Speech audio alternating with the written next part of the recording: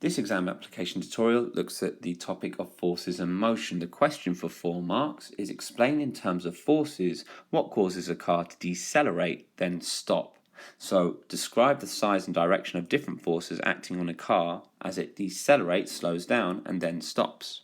So if a car applies brakes, well, applying a braking force increases drag or friction between the tires and the brakes.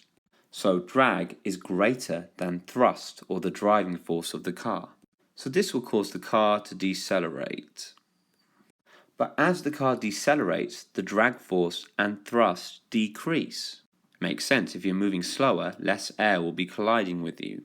And because you're decelerating, the thrust force must be getting smaller too.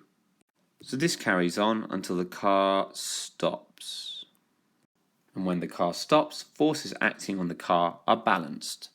Typical forces stuff: if you're slowing down, there must be one force greater than the other one. In this case, drag is greater than the driving force or thrust.